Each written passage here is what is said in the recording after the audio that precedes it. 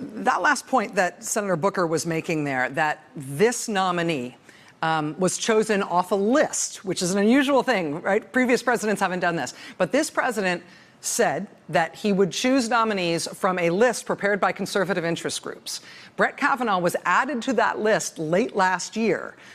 What Senator Booker is saying, that he's the one person on that list who's explicitly and multiply on the record talking about a president's liability to criminal investigation and indictment, and saying, as Senator Booker said, that a president should not be subject to criminal investigation and cannot be indicted.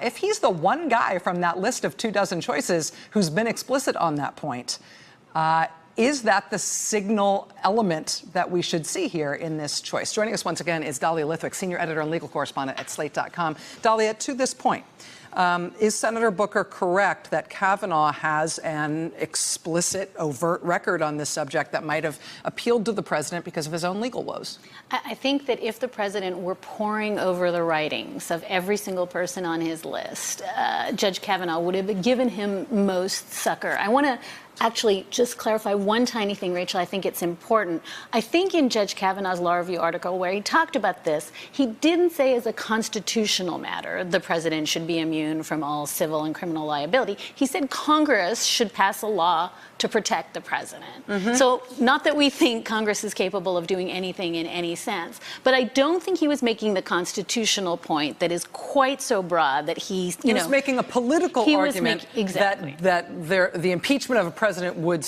essentially put a prosecutor in the position of supplanting Congress's responsibility to impeach. Yeah, and I just think it's important because I think it's not quite as, dispositive of this question as we like to think. But on your question, and I think it's so important, if you think about how much fire Brett Kavanaugh drew. Ted Cruz hated him. We had the whole Federalist was posting anonymous post after another saying, we're not going to be for Trump if he puts Kavanaugh up. What was the resistance to Kavanaugh? What was the resistance? So, it's been really interesting to me because I thought for a very long time it was just that he wasn't a sort of religious conservative. This wasn't going to be the firefight that some of the evangelical community wanted. And now I think it's just that they're not completely certain.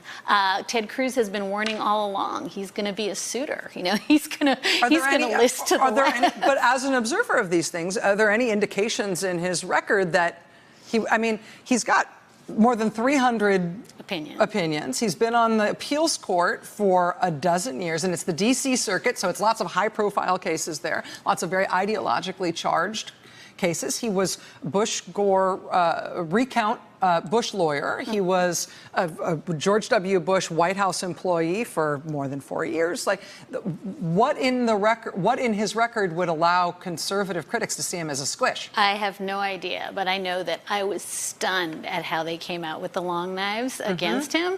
And I think that Donald Trump was making exactly the calculus you and Senator Booker just identified, that if I have to figure out who to mollify here, I've got all these groups who are angry about someone, I'm going to protect myself. I'm going to pick the guy who said most expansively in writings over the years what the scope of presidential power is. And I think that in that sense, you see Trump not looking at the sort of landscape of who do I need to satisfy for these upcoming midterms. He's saying, how do I protect myself? Again, let's just quote directly Judge Kavanaugh from a 1998 Georgetown Law Journal article, quote, Congress should establish, as well, important to point that out, Congress should establish that the president can be indicted only after he leaves office voluntarily or is impeached by the House and convicted and removed by the Senate. That's Kavanaugh on the record saying there should be no indictment of a sitting president. Dahlia Lithwick here from Slate.com. Thank you very much. It's good to have you with us tonight. Thanks, Big Rachel. night. Hey there, I'm Chris Hayes from MSNBC. Thanks for watching MSNBC on YouTube. If you want to keep up to date with the videos we're putting out, you can click subscribe just below me or click over on this list to see lots of other great videos.